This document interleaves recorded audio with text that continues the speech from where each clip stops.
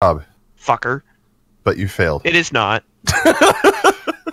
It says live, but it's not. Sean, I just got your message. Oh, yeah, well, haha. It says live where? Oh, yes, it does. It says I'm live. Am I live? It says you're live. No. Oh, wait. Oh, whoa. Yep, there it is. Oh, it's working. It's working. Really? It's working. It's done it. It's live. We've done it. So, here's what I had to do. The machine spirit was upset. I needed to appease it. Oh, did you use the wrong incense? Yeah. Oh, fuck, man. I told you, you gotta get the right one. I'm sorry, the OBS machine spirit is so uppity. Oh, shit. It's delayed. It's got a nice delay. It's live. It's live, but it's got a delay. It's got a massive echo in my brain.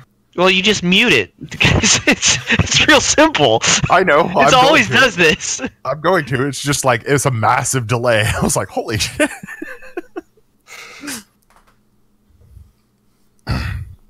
Welcome, my dice. Oh, why are you saying weird things? I don't know. I kind of like the idea of D12 Hydras.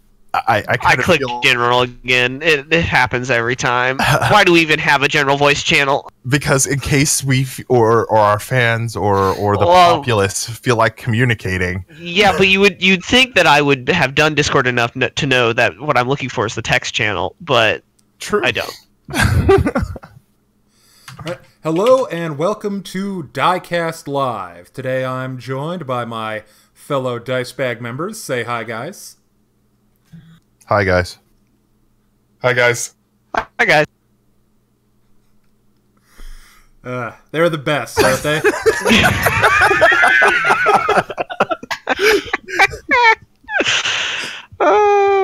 That one couldn't be avoided. Alright, so today we are taking your questions live, but I wanted to start off with a story. A very, very funny story. The Fly... Now. Yeah, you're back. You just gotta try harder. Like, literally right after you said Flying Bear Store. Yes, the Flying Bear story. Well, come on, Flying Bear. Yeah, this is not our story. Well, you call it the Flying Bear story. I call it the Viking Devil Joe story. Well, that's fine, but to you us, can call it's it one you story, want. and to you, I call it a 12-inch Okay. Italian sub, but if you don't tell them what it is. Alright, so we're playing in D6's Pathfinder campaign, and I am playing a Viking who is a werebearkin. Throughout, I want to say like earlier in the campaign, like much early, fairly early in the campaign, D6 gave me an item called, what was it? The Ursine Rage Skin. Ursine Rage Skin. That's it. And this item allowed my werebearkin Viking, instead of going beast form, it pretty much gave him a rage. And whenever he raged, he turned into a large category bear. Later in the campaign, we're fighting a vampire. We fight through the vampire's thralls, get to the vampire himself. My Viking, who has fought this guy before and had him escape, flies into a burning rage upon seeing the vampire and hurls himself over a balcony. Okay, well, first let's say one thing. Okay, I'm sorry to interrupt here. The Viking gets rage, and you can get rage powers as the Viking. One of the rage powers that our friend here, D4, has taken was what? Oh, Raging Leaper. That's right. I took Raging Leaper as one of my rage powers. I remember now. Flying Angry Barbarian to a bear. Exactly. And since you get your rage powers regardless of what form you're in, Flying Angry Bear. Flying Angry Bear, or as I like to refer it, Devil's Joe form for anyone who's familiar with Monster Hunter. Just because of how it hit. Just exactly. I flew across the room. I did not hit the vampire, but I hit one of his bodyguards, if I recall correctly. Am I right, D6? Yeah. Okay, I hit one of his bodyguards. So you're on this balcony, and you start to rage. and I target the vampire. Full him. So how far did you? What was it? I jumped. I think I jumped my full movement range. So it was about like 30 feet to jump. 30 feet of jumping. It was 30 feet of jump plus 10 feet of descent equaled 40 feet of jump, which equaled to your enemy. Which equaled land. Not landing on the vampire because he went mist form right as I tried to hit him, which resulted in me hitting his bodyguard and as I bite down on him and just thrashing him about, absolutely in the most violent way possible. It was really nice to watch. I mean, cinematically in your mind. What was it? Like I think I got a nat 20 on that bite attack, didn't I?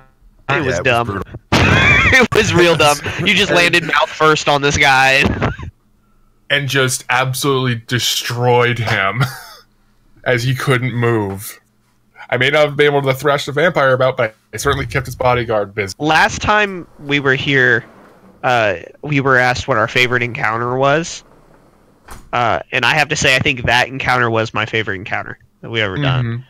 I thought that all of us got to do exactly what our characters were built to do. Oh, yeah. And it was a really dope fight, and it didn't feel like super easy, but it felt like everything we did worked. And made a difference. It made a difference.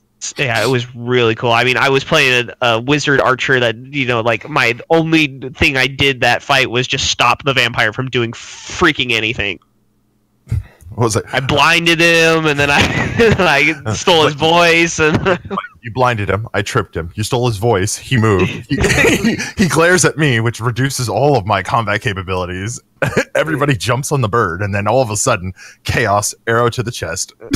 Yeah, that was. Oh, no, that was actually really the fight with the. That was the last one. That was the last fight. Oh, yeah, that's right. He didn't get. This fight was just. I just sat there saying, I found that, you know, and I found this in Strahd too. My most enjoyable times as a wizard is really just saying no to other people. No. Yeah, just like, no, I don't think you get to do that. It says something about me, doesn't it? Mm-hmm. Oh, well. All right, well, that was great. Now let's get into some questions. That was something. So, anyone who has any questions, feel free to post them in the chat, and we'll do our best to answer them. I am watching the general tab if you wanted to do it through Discord instead. All right, well, are there any questions in Discord? Nope. Why would there be? It's so much easier to do it through the chat. How do we feel about anti-paladins? How do we feel about anti-paladins? I mean, paladin in and of itself is okay. Anti-paladin in and of itself is... D6 and I don't entirely like the canonical version of the anti-paladin that they put together. Yeah, it's not the best built. Well, I think I don't know, D6, you'll have to answer this for yourself, but I still kind of like the lawful side of it. I feel like the anti-paladin, I feel like there should be a paladin class that's evil but is still like lawful. Like the anti-paladin is the exact opposite of the paladin, which is why it's chaotic evil, and I totally understand that. But it feels to me like character-wise it would be more interesting to have evil paladins rather than anti-paladins, which are just like, I'm crazy! I touch people and they don't feel good! Yeah. Yeah, I feel like with the anti-paladin, you're the opposite of a paladin, which I guess is really summed up by the name, but it's not really... It doesn't feel like an evil version of the paladin. Yeah, it doesn't feel like you're the opposite version of the paladin. So let's just say I want to play a word bearer, not a world eater. You know? Yeah. I mean, that's the problem. You are the exact opposite of a paladin as it is written, but it just feels like it would be more interesting to play an evil version of a paladin. Mm-hmm. Yeah. Yeah, I'm not gonna lie. That seems like it would be probably a little bit more fun. Wind Warrior is saying something about the tyrant archetype. Yeah. Is that? Let me look that up. Bartholomew was actually asking, do you guys by chance know how monsters can overcome DR/epic? That's D6, I think. So what you need is I believe, an epic weapon. Certain things I know count as epic, like artifacts. +5 weapon. Does +5 count as epic? I believe so, because it's the highest you can actually get to. Okay. Yeah, so without having specifically looked at the wording of the rules, I believe that's how you can bypass it. Yeah, I'll double check that one. I think some creatures would just count as epic. Like, I think at a certain point the CR makes it count as epic. Okay. Oh, I'm sorry, I was off by 1. It has to be a minimum of a +6 weapon to overcome. And which is technically impossible because you have to stop at +5. Oh, Bartholomew means how monsters can do it. Epic monsters, I believe. Any monster that's above, monster that counts as epic. Yeah, I was going to say any monster that's above CR 20 should count as epic. Yeah, these guys need like a mythic tier. Yeah, is there a difference between mythic and epic? Mythics you can get at any time, and that's true. I mean, I guess mythic can be any level. You just have to do something to get the mythic tier. Yeah, you have to do something damn near epic to earn your mythic. But yeah, no. Technically, the min enhancement bonus to overcome is +6, which technically means you have to hit the +5 and then. Oh, we're going to Google, Toby? Yeah, I was just looking at one of the really high-level monsters to see if it has anything about bypassing. Yeah. Although, then again, even with DR Epic, it wouldn't really matter for them because their damage output is so high that even that little bit of DR, unless it's the monster you're trying to overcome his DR Epic, which for player characters is a lot harder, unless you're a caster. Wow, $20 off on World of Warcraft Battle of Azeroth? Damn, that's not a bad deal, other than the fact that it's World of Warcraft. Having extra DR. Alright, so... Okay, next question. Oh, wait. Mark I saw a question in here a minute ago. Well, no, fuck you. I'm reading the next one. Skrokosh. Thank you. You said his name right, and I apologize, Mark. I just started my first Pathfinder game, and I went with Summoner. I was wondering, what's your opinion on how to best use my Eidolon? Base forms, feats, evolutions, I assume. Evolutions, etc. Thanks. That's an interesting one. I think... I know I tried Summoner. I know D12 tried Summoner. I know D6 has looked at Summoner and messed around a little bit with it. There's a lot of different interesting things you can do with the Summoner. I'd have to say you have to look at your Eidolon as a second character that is slightly weaker than yourself. Once you've looked at it that way, then you have to decide what you want your Eidolon to do. Once you figure that out, it's easy to build for. But if you don't have an idea as to what you want your Eidolon to do, it becomes a hell of a lot. I like looking at the Eidolon from an RP perspective rather than from a mechanical one, because I think all of the evolutions, for the most part, are pretty powerful. I mean, at any point when you can get a climb or a fly speed, that's nasty. Insane.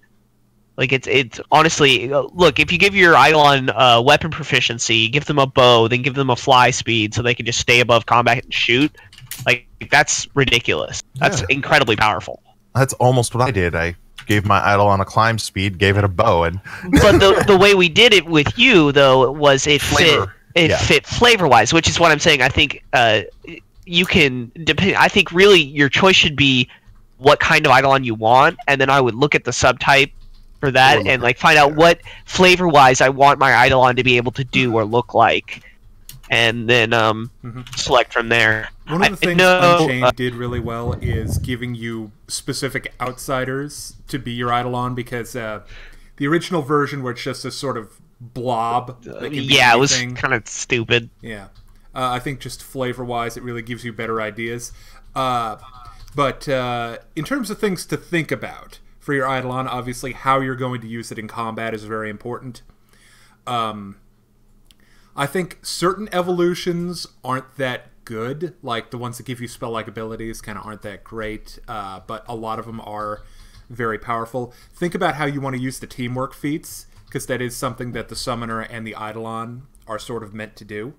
Like, if you want it in melee with you, doing things like the improved flanking teamwork feat, or if you're using the bow, there are a lot of bow teamwork feats that you and your Eidolon can take together.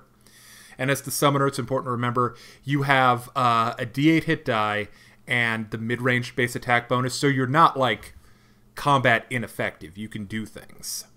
Yeah. Yeah, you aren't as squishy as you feel when you first put the character together. Honestly, you feel really weak, and then as you play, you'll realize that it's the combination of you and your Eidolon that make a whole hell of a lot of power.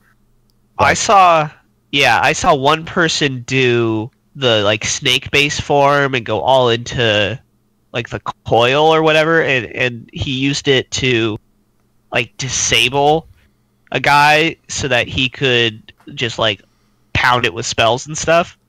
And that was like an interesting idea that I think you can really make use of too, where your Eidolon isn't necessarily there to do damage, but he's there to control the battlefield to allow you to do things. I think that's one thing you can do with it. I tried the Synthesis Summoner, which is incredibly powerful, and frankly, I would not, as a DM, I would not allow it. But that one was a little bit different, which allowed me to use the Eidolon's abilities in combat, and that was neat. I couldn't hit anything, but I had like a 30 AC, which was insane.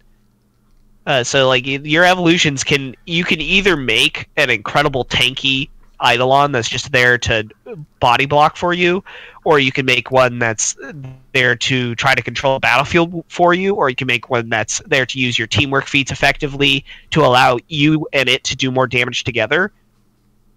I think the Summoner has a surprisingly large amount of things it can do. D4, what's our next question? Our next question... see. Our next question. Let me just scroll up because chat got a little active.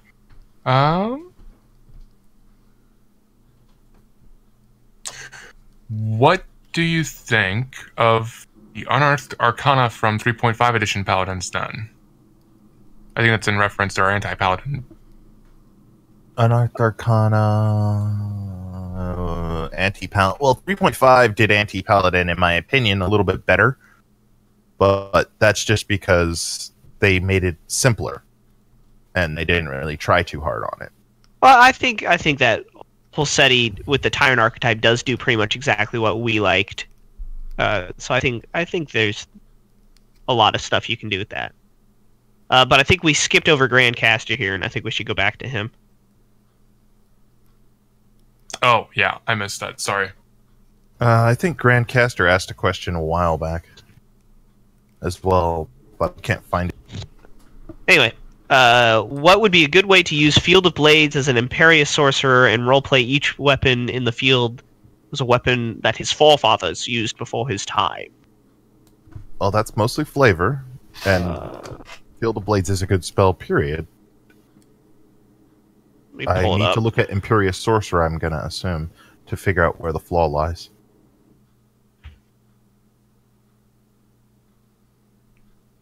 Well, Field of Blades, are we talking about the third-party spell? I'm going to have to assume yes, because I don't remember there being a first-party Field of Blades.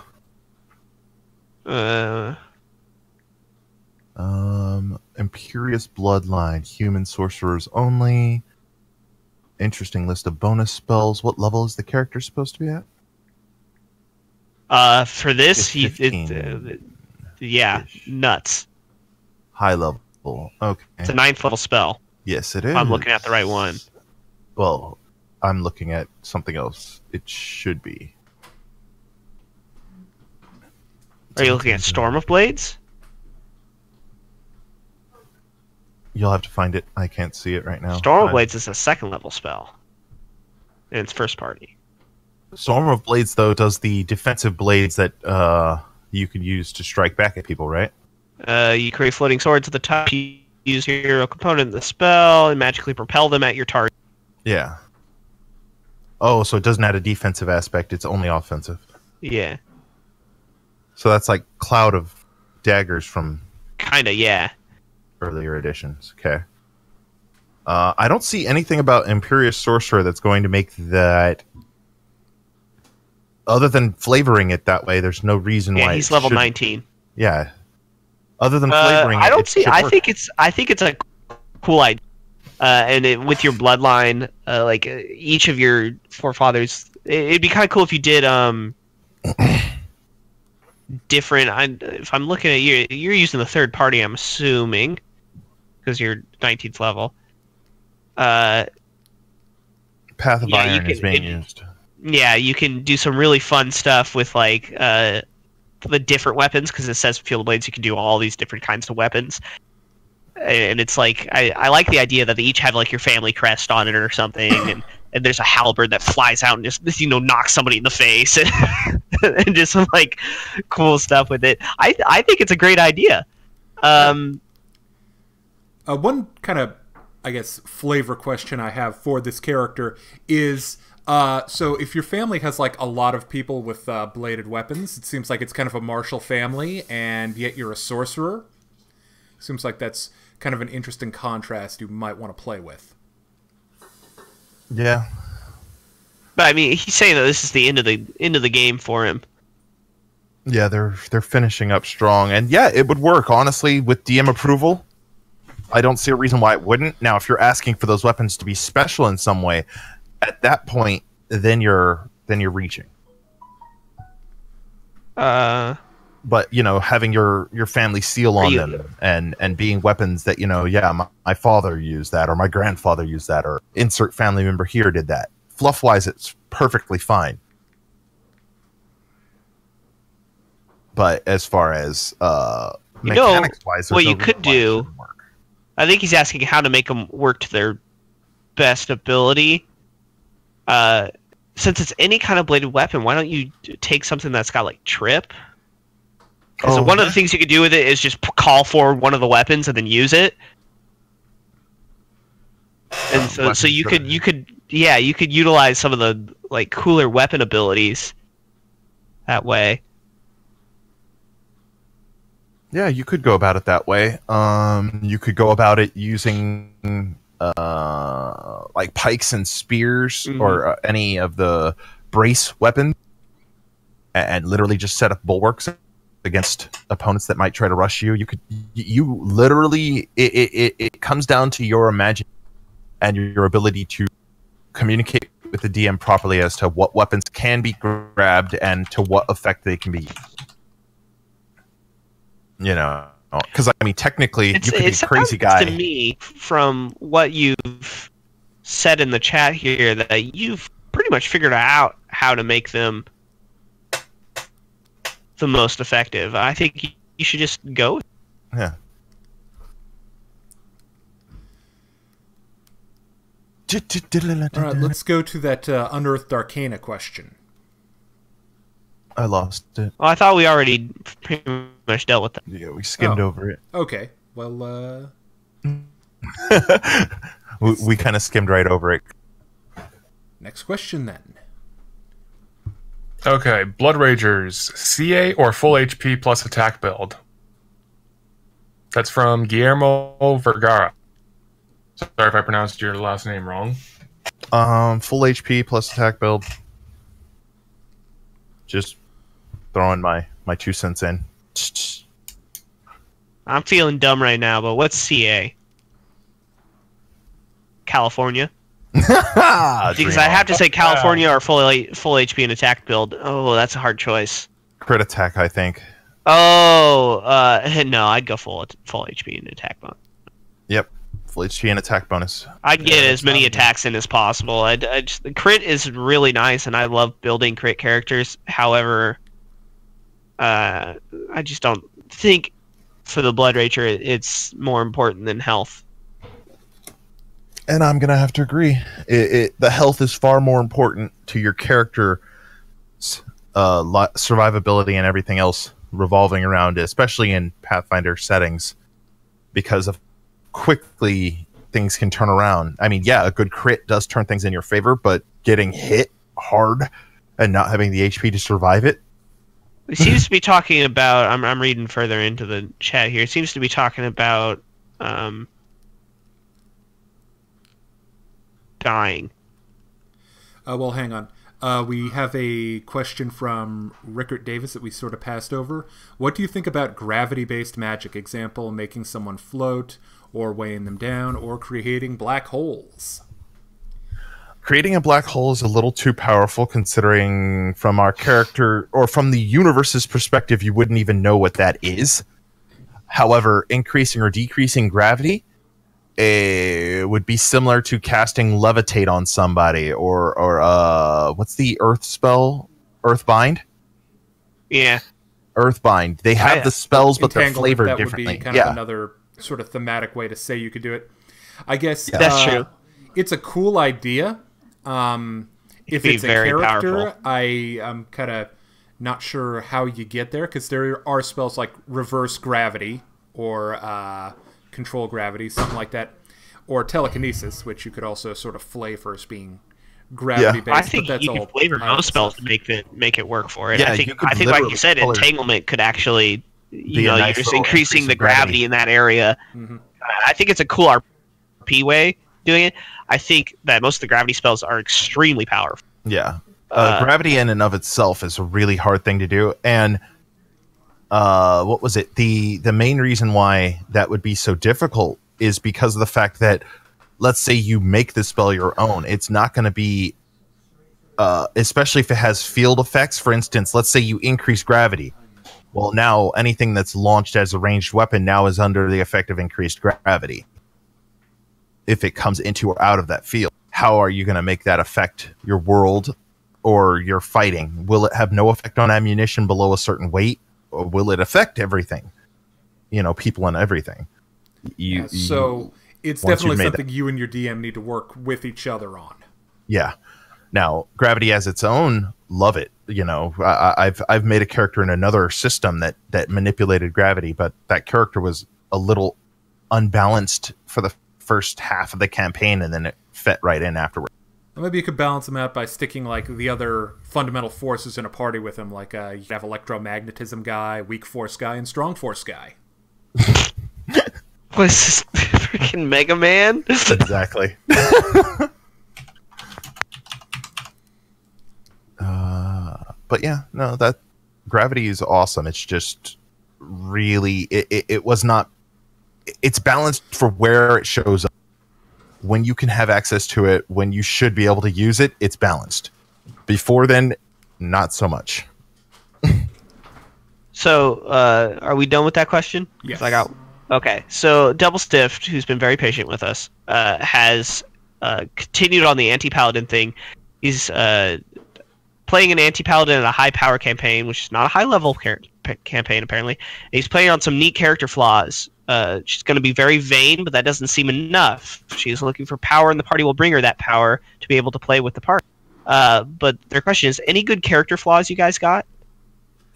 Oh, which one? This is kind of a tough one in Pathfinder, because they don't really do the character flaw system very well. No. Yeah, that's kind of a house rules kind of thing, I think. Well, it's always been kind of rough, because you can kind of get away with a lot with it, where, like, my character flaw is that I'm deathly afraid of penguins. Like, oh, really? That's quite the flaw you got there. Well, give me a free feat. I mean, that's kind of how 3.5 dealt with it. But sure, enjoy that free feat. You walk into a room, there's a penguin golem waiting for you. And that's kind of the thing. That's how 3.5 dealt with it. Is like, sure, you can do anything as your flaw, but it has to, the DM's going to make it do something. Yeah. I always did it the simple way of, if you took a flaw and your character had no reason, way, or rhyme or reason to have that flaw. For instance, let's say you took a flaw to the penguin flaw, for instance, and you've never been anywhere there are penguins. I would change that penguin flaw to, you now have a fear of birds. Good luck. you smartass. Yeah. Well, and I think there is. I think this kind of thing is hard to implement mechanically, and I think Pathfinder definitely has like this terribly bad list of flaws, which don't really, they either do too much or not enough. I like the common ground of the ones that do too much, because some of those are really funny. I think you can do. I like. You can do it a lot on RP wise, I think. So if you have a certain creature that you're terrified of, let's make it a little bit easier though, and let's say like spiders.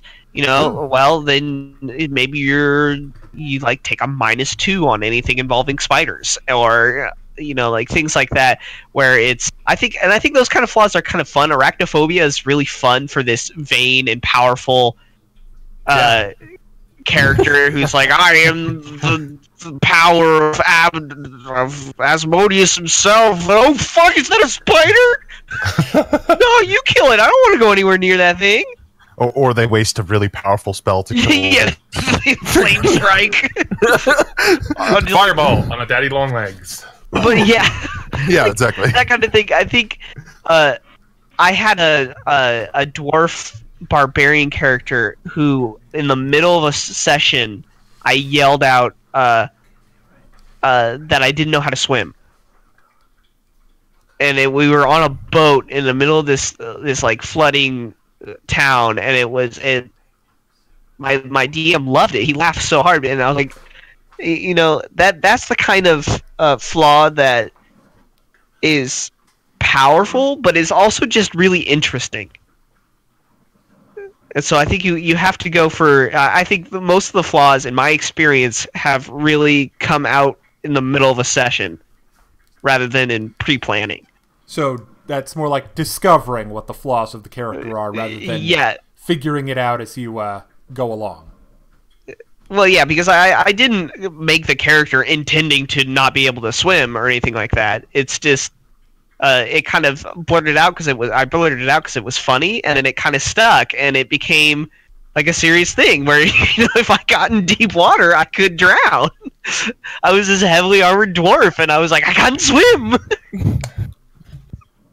And I thought that was very funny, and then those kind of things that evolve. Ironically, you were the most effective swimmer of those. I was, because I was a barbarian with this mad swim score. But I took negatives to swim. After that is how we did it. So I think most of the flaws you kind of have to come up on your own with your DM, and then like you say something, and then your DM's like, all right, I can work with that. We're gonna give you a -4 to actions in water and swims and things like that. Yeah, I like Nikolai. What was a friend of mine was no, it's just a statement. A friend of mine was really afraid of spiders, and so he would go out of his way in video games to slaughter them. Sounds like someone else I know.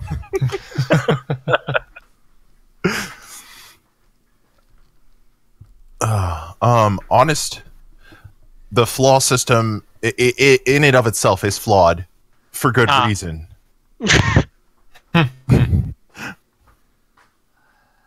You know, DMs and players are supposed to work together to make it so it makes sense. And when the players just make their characters and the DM just says, okay, then the DM looks at a character and goes, holy, what the, how did you, and that's why I think that flaws should either develop over time and kind of be revealed as your character gets built on more, or they should, you know, like everybody starts the game with a flaw, and it's something that you and your DM like sit down and really talk about to make sure you know how it affects the world. Guillermo finally realized that we were talking about his CA versus was what CA was supposed to be AC. Which... Oh, okay. No, armor class is never worth it. Yeah, honestly, it's because of the fact that there's always a chance that you're going to get hit, and there's always something bigger and badder out there. Well, it's like in like 5e, where armor class is all in to hits are generally pretty low throughout the game. Your higher armor class means something. In Pathfinder, where everybody gets at like level 5, like a plus 13 to hit. At that point, fuck it. I mean, he's got to roll a 7 to beat a 20. So it's like AC never really means anything. As a matter of fact, that's why even with my 30 AC, my 32 AC synthesis summoner, I was still getting hit all the time. It was so frustrating. I was going to say, as a matter of fact, the AC, if you have a choice between being able to do an AC build and a DR build, do a DR build. Yeah. It's just if it's an option. AC just doesn't work.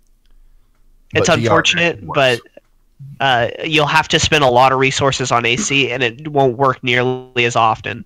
Your best for AC is actually just spending a crap ton of money on magic armor. Mm-hmm. Yep. Low-level AC, armor, mid-level AC, magic to that armor, high-level AC. Don't worry about it. Just get yourself... Yeah, because if you looked at that CR26 Haster that D6 pulled up on the screen for a moment ago. Yeah, exactly. Doesn't matter what AC you got, he's still hitting. Right? What was that, plus 20 some odd? Which yeah. Literally meant, let me roll a 5 or better in your... Yeah.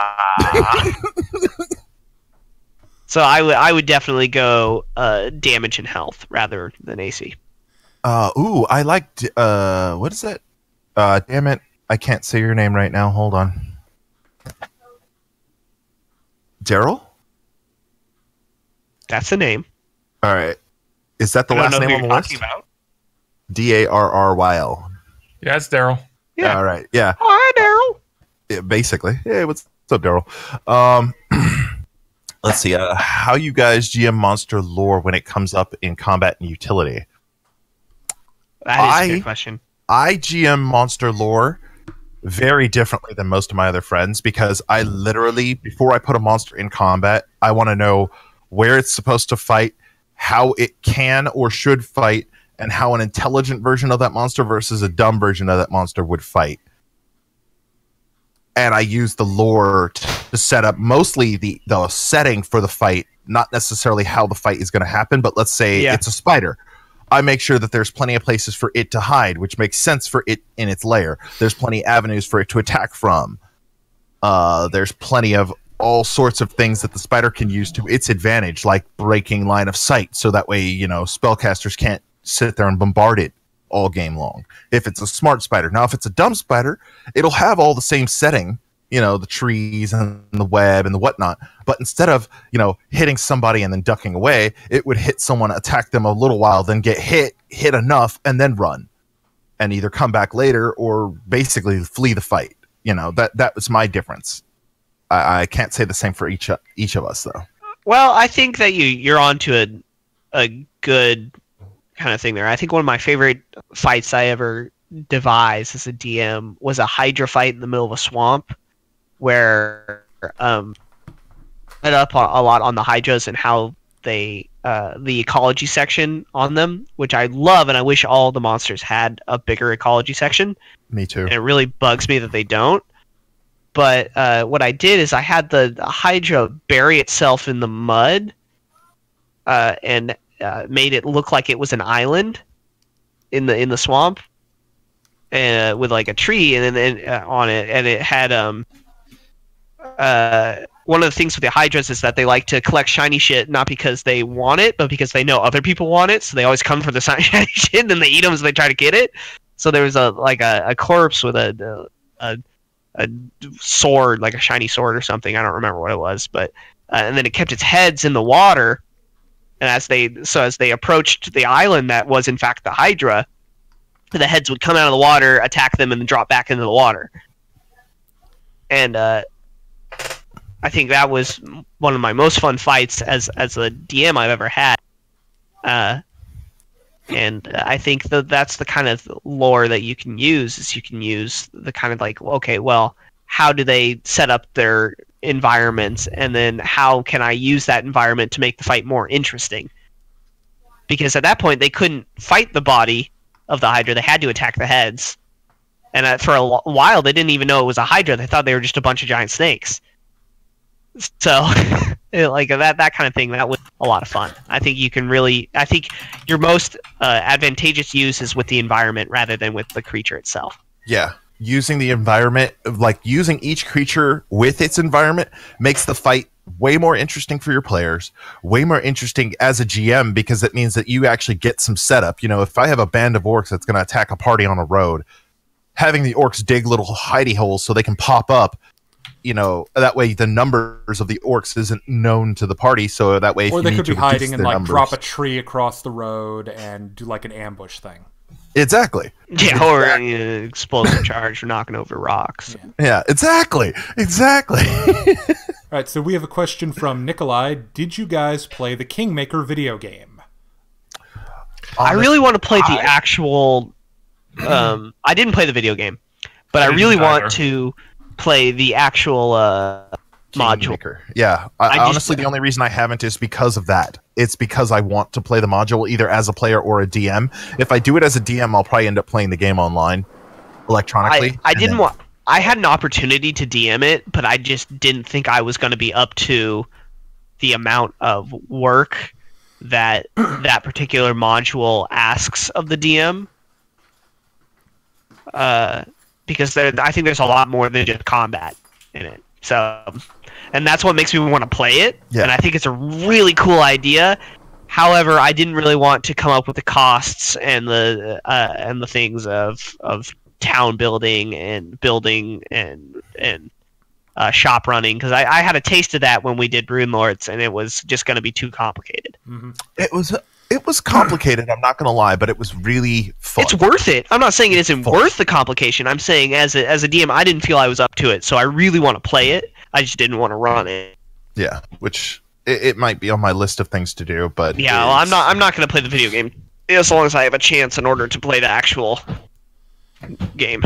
So the next question is from Rickard Davis. Would you guys consider making videos for each base class on how to make a character, like example, building a fighter from 1st to 5th level? We kind of do that with the class analysis.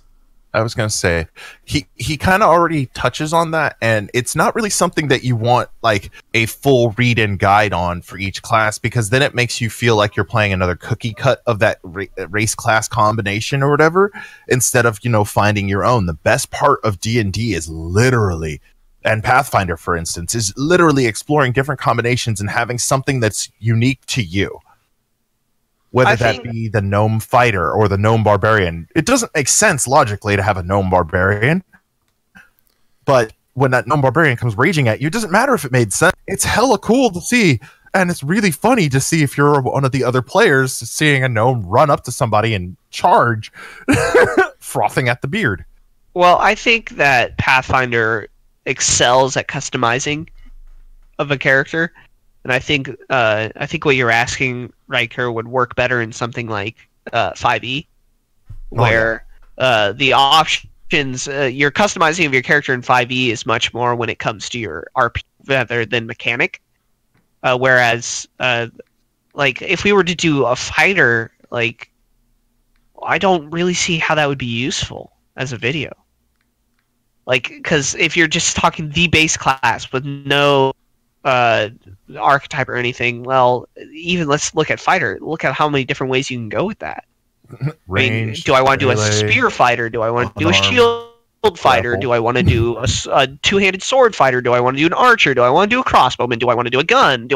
Like, what video do you want? I mean, the hardest part about everything about it depends on what direction you want to go with it, and we'd have to make 30 different fighter episodes. I don't think we'd consider doing that. I think that it's with Pathfinder. There's too much to be able to just.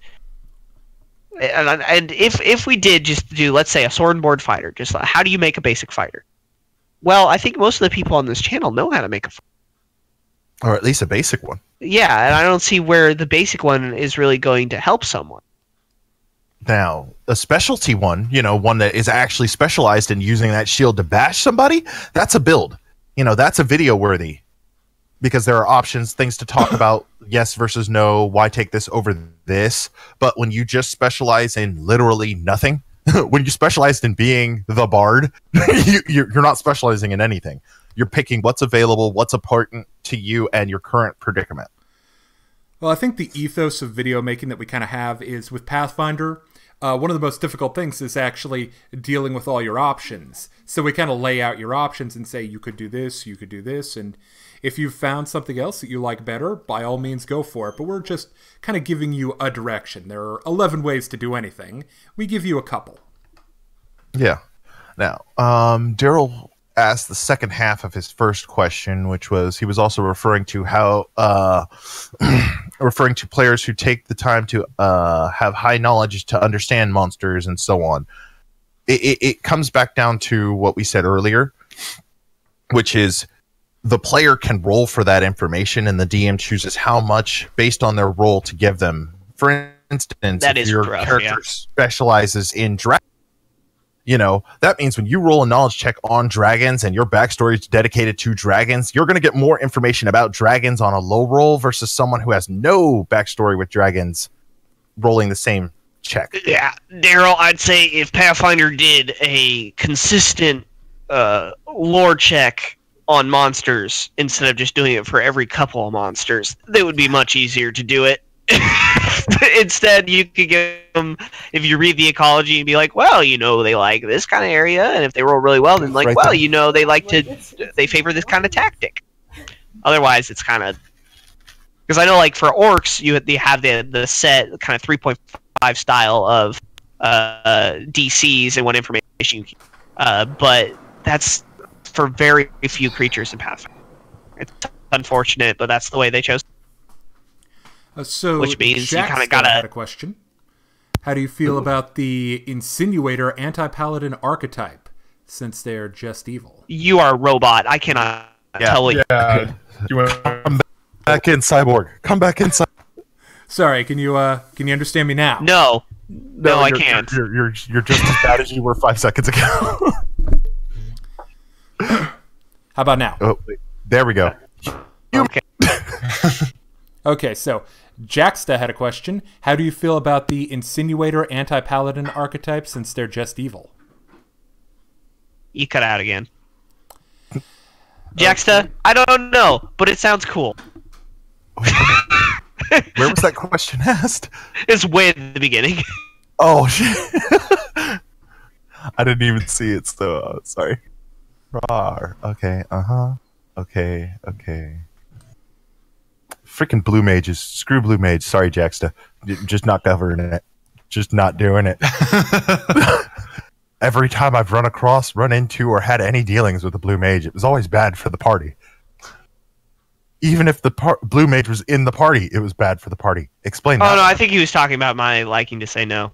Oh, well, yeah, that's true. Yeah. Liking to say no, that definitely fits. Yeah. Anyway, I like that.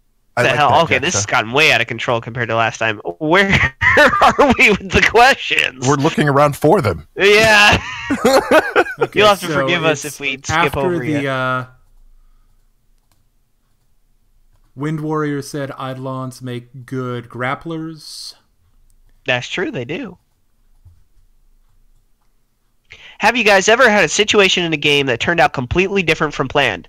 An example of this was that my friends and I were headed out by a boat with a precious treasure, and because of all the misdirection and fake IDs and rumors of leaving on different boats, we skipped the final event fight. Our session ended about an hour early because of it. Well, yeah. That reminds me of our first session with D6, I think. No, you. Yeah, no, that kind of thing happens literally all the time. It's really frustrating. And see, Wind Warrior he actually said it happens all the time. Yeah. Yeah, it happens.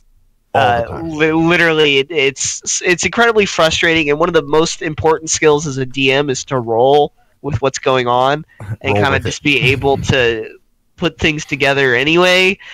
Recently, I had a Mist Drake fight all set up to happen on the hill in the fog, and it was going to be really difficult and really kind of neat, and then they were going to have to track it back to its lair.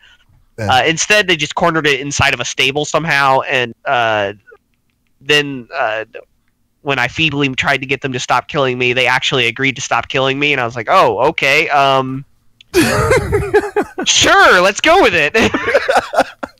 The best part about that was that it actually succeeded on the impromptu. Wait, don't kill me. Yeah, that's what I'm saying. And so like that kind of thing happens, and then you just kind of have to go with it because they were on a hunt for it. So then I had to see, okay, well, what happens when they don't come back with a body when they've been specifically hired to hunt this thing down, and it was interesting, but that kind of stuff. You have to answer some questions. Yeah, it happens all the time, and you just got to roll with it.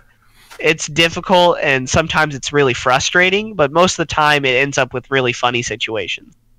God, I want to answer, what is that, Silver Siphon? Or Silver... Hang on, before we do that, Christina Brover has a question. What do you think of the spell Binding? It seems like a plot device than a combat spell. Well, you're right, it is not a combat spell. Binding is one of the more powerful enchantment spells, and it allows you to do some pretty neat stuff to permanently or semi-permanently deal with something. Like you can put something into basically an eternal sleep. You can put it into kind of a magical prison. You can transform it into something. I think one of the versions of it, you can like trap a creature inside a jewel. Cool stuff. And it's kind of there for, say, the DM to handle things in kind of a plot way, so you don't have to fight them. Like, if he's come up with some ridiculously powerful thing and given it some rule about how you can't, like, kill it by normal means, that's kind of what the Binding spell is useful for. I think it's also really a cool spell to use as a DM to explain things.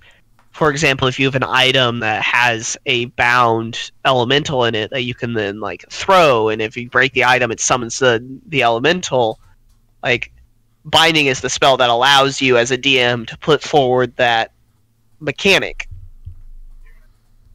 because that's pretty much exactly how the minimus kind of works.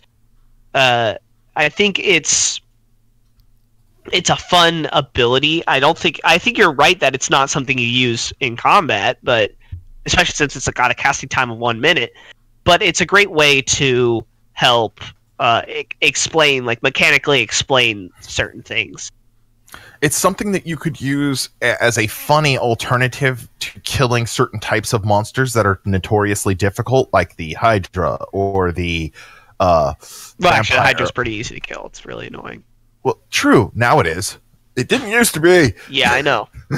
It shouldn't be as easy to kill as it is. Exactly. Trust me. I still play with my Hydras in the While I loved that Hydra fight, it was disappointing in certain ways. Yeah. Let's just say that. But yeah. So, Sungrim King wants to know our thoughts on the samurai archetype. Oh, this happens every time. Guys, we still haven't played one. We still haven't played one, guys. We're not hiding neat from it, but it's not our favorite class. Well, there's some cool stuff in there, and you can do some interesting modifications. I was looking at it, like the different paths you can pick, like the Ronin or the Song Sword or whatever that is. It kind of gives you like bard stuff.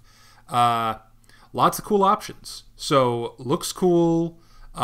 Would play at some point, and those are my thoughts. You just haven't gotten around to it. I mean, D6 doesn't play as a character very often. Mostly he's DMing.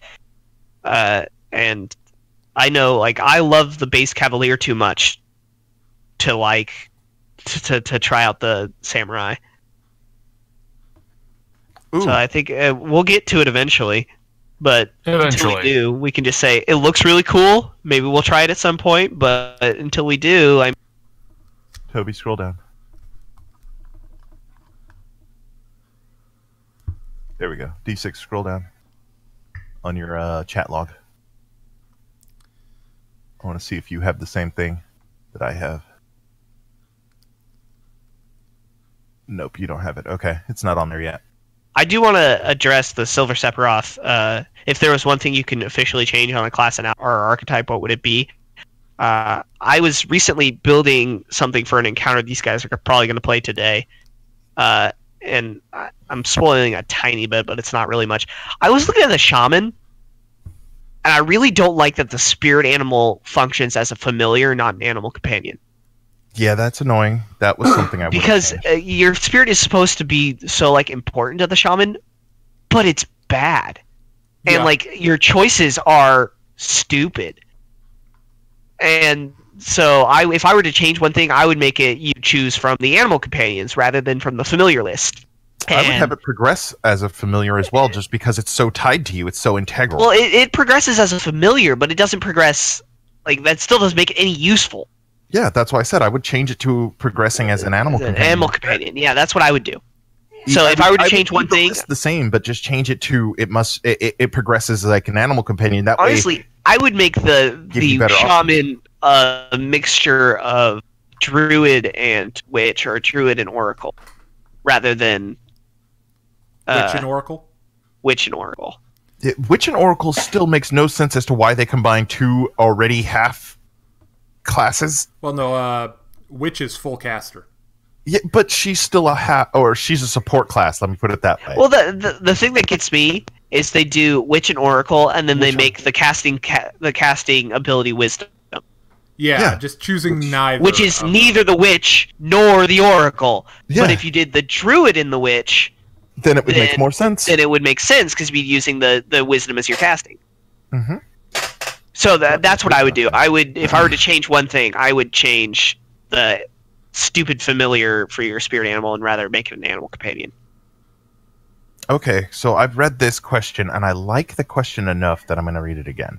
I have a two-part question. What do you think about the buckler shields that fire a fire? Oh, the buckler gun. Yeah, he reworded it wrong. What do you think about a fighter that uses two as his weapons? Unfortunately, I don't think it's dumb looking, but yeah. You couldn't. Now you could use a generic buckler shield with a what is that, gun shield, I think it's called? Well, you can use the buckler gun. You can use two buckler guns. You just wouldn't get the AC bonus from both of them. Right. You'd only be able to get the AC bonus off of one at a time. And I think, don't you, by using the other hand to manipulate an object, lose the bonus from the other one too? No, you don't need to use... the buckler gun is one-handed. Okay. It's a pistol so that's how it worded. With a shield. I thought it had the shotgun with the shield. Nah, it's a pistol. Okay. So Wind Warrior has another question at D6. How would you deal with murder hobos in your game? Well, I have had some experience with murder hoboery. I don't know what you're talking. Looks pointedly at a certain die. I don't murder hobos. Well, okay, so there are a couple of ways to deal with it. Certain players, their go-to solution is I solve my problems by killing the enemy, and that's not necessarily a bad way to go about it. So, first off, if you have a player that you know is going to do that, and this is kind of a good general rule, because we all think we're in the first Guardians of the Galaxy when Nebula is giving a big speech where we just want to shoot the monologuing bad guy. Don't have the bad guy monologue. Don't have them like in the same room with the players. Don't really, put yourself in a situation where the murder hobo is going to work. Don't let him work don't right away. Don't set yourself up for disappointment. Like, why would you do that? Yeah, don't start a monologue with someone with a gun in the room. You know it won't end well. Yeah, so knowing that the players are going to do that. Also, this is where some of the unconventional monster types can kind of come in handy. Like, if your murder hobo has gone all murder hobo on someone, maybe that person comes back as a ghost. Then they have to change their murder hobo ways. True. Well, wouldn't they just murder hobo the ghost? Well, yeah, but ghosts, first off, they're incorporeal, so they're harder to murder. Second, they reform after D4 days. So this is perfect because that just means you get to murder hobo for infinite. Oh, ad infinitum. I have to try a little bit harder, but I will constantly murder hobo. I will never be without murder hobo. You know, my problem with you, D6, is that some of your sessions just don't have enough combat. So I think this is a perfect solution. Because I could just be like, "Hey, Charlie, come here," and the ghost would fly up and go, "I hate you so much for killing me," and then I'd murder hobo him again.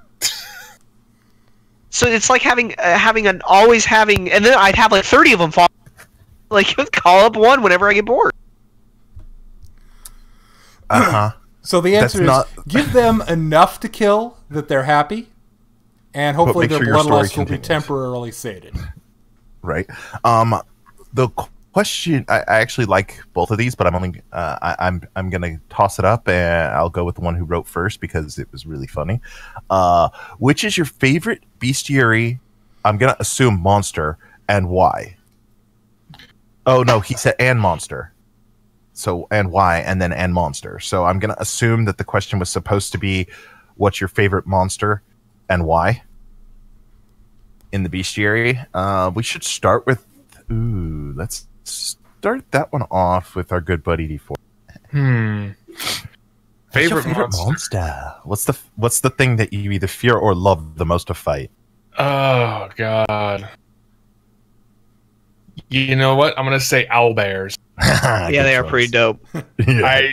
I have a love-hate relationship with owlbears.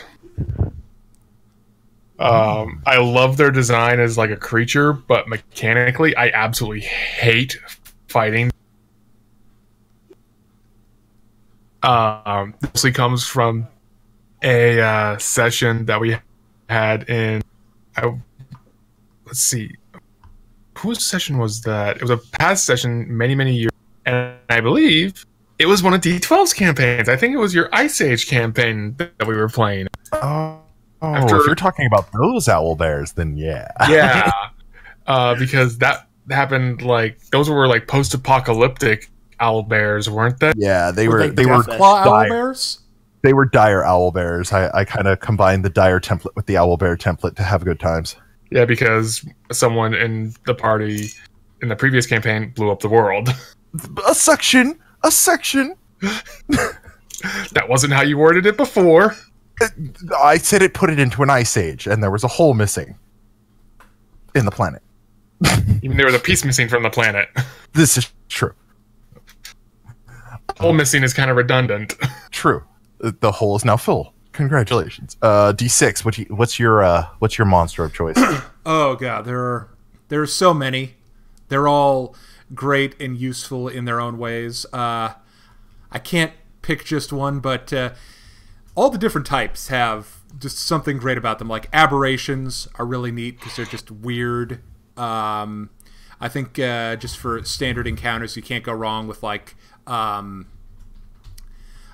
animal type enemies or humanoids. They're a good way to kind of give those normal encounters. Swarms are awesome. Fae allow you to do some nice trickery to the party and get them to do some ridiculous stuff. Outsiders also give you just a lot of options. And undead can really just fill out a bestiary roster because you have just tons of different versions of it, from standard like zombies and skeletons and the more mindless mechanical undead to things which are surprisingly smart like ghouls and wights and like liches, and it's all about the options, you know? Yeah. I think let's go with D8 next. Oh man.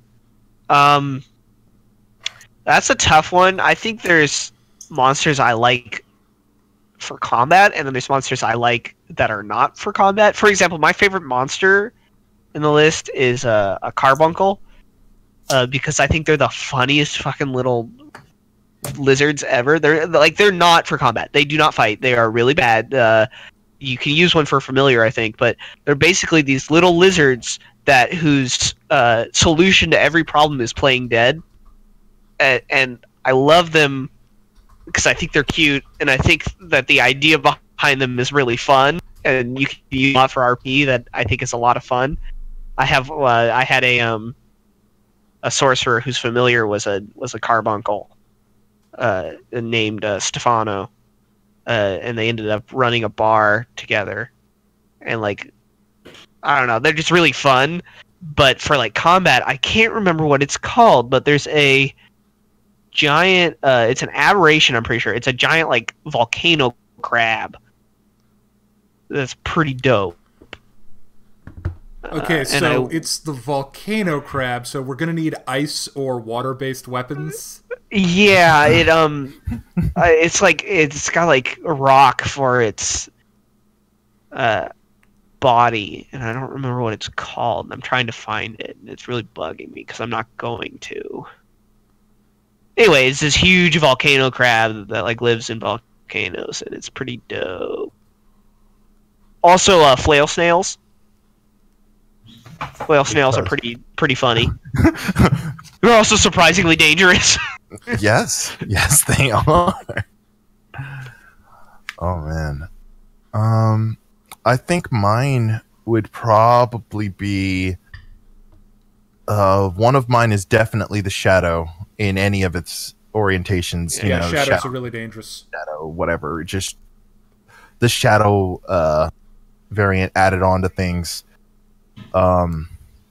I think my favorite enemy type of choice, the most annoying for both being a player and as a DM, is the iron or mithril golem or adamantine golem. You know, just that huge powerhouse of you can't actually hurt me, you can't come over here and say hello. You just have to dish damage and take damage. I'll say that the 5e iron golems are a little ridiculous because they also gave them a breath weapon. Yeah, that was funny. Finding that out was like, wait, what? Yeah. Funnily enough, yeah, the poison breath that's broken. The iron golems from 5e. But yeah, the adamantine golem from Pathfinder is just brutal nasty. He's just like, yeah, your spells, your weak weapons, all of that means little to me. But I'm not going to chase you far or fast. But if I catch you, you're dead. I like him from... The dilemma with the adamant golem is it'll be so hard to kill, but if we kill it, think of the loot. Exactly. That's the exact reason. It's like you look at that thing and your eyeballs are rolling dollar signs. Then you look at it again and they're also rolling skulls. And you're going, what's worth it? Greed and ambition or self-preservation? Who wins this fight? Does my wallet or does my pride? We're hitting that time, boys. Well, there's one question I wanted to answer. All right, so we'll wrap up the questions, and it's because it's from Placebo Jones, who claims he's new here. So whether that's true or not, it doesn't matter. He's starting his first Pathfinder campaign tomorrow, playing a rogue. Does one-handed rogue take a massive hit in damage? The answer is not really. Massive hit? No. See, the problem with rogue in Pathfinder is it's you have to put a lot of work into getting that sneak attack. That fat sneak attack. So you're probably going to want to go into fainting. And if you're going into fainting, it really you have to use like a move action in order to feint. And if you do that, then you don't get a full attack, which means you can't attack with a second weapon. So in reality, you're better off just going a one-handed rogue. Yep. So my suggestion to you is look at fainting, because that's going to be the most easiest way for you to get sneak attack without flanking, and flanking can be dangerous. And not always reliable. So I would say, no, you're fine. Just do one-handed weapon. Just do a rapier or something and be fine. Yep, a nice rapier, one-handed. You're better off going for the sneak attack than you are for going for a second weapon. That, and you can also, with that build, you can actually put, a buckler on it and get a little bit more better AC. They're gonna swing. It's gonna hurt. Yeah. And that'll help just increase your survivability slightly, if not a lot, depending. But yeah, no, rogue one-handed works well. I've done a lot. I've done more than my fair share of rogues. As a matter of fact, I'm damn near a resident rogue player. Mm-hmm. Yeah, you do play rogue quite a bit, and why shouldn't you? It's a good class. You cut out so bad. It's a good class, is what he was going to say. Yeah, I figured that part out, but I was just letting you know. A great class indeed. All right, everybody. Sorry we got a late start here. That was unfortunate, but, it's the way it goes. Yeah, hopefully we'll be able to work out the bugs next time we stream. Thank you, everyone, for asking questions. Happy we could answer them. You always have all kinds of interesting ideas, and it helps us all learn more about the game. And for those of you that didn't get your question answered, don't worry, we'll be doing another one of these in the near future. Yep. Yeah, if you remember your question and you know it wasn't answered, go ahead and, if you're on the Discord, put it in the Discord so that way you can remember, others can remember it. You might even get your question answered before we get to it. And yeah, if you need a expedited answer, that's what the Discord. Yep, it's a quick fix. Yeah, there's no D20 because there's not enough of us, and I wasn't vain enough to take D100. I think D100 is like the Cobra Emperor of D6 damage. Just when he shows up, we'll all have to immediately do what he says. I took D8 because I had to be better than D6, and also because D8 is the long sword and the standard damage. Yep, and I'm not going to say why I took the D12. I'm just letting you know D12 is awesome. All right, gentlemen. Right. May the dice roll ever in your favor. Yep.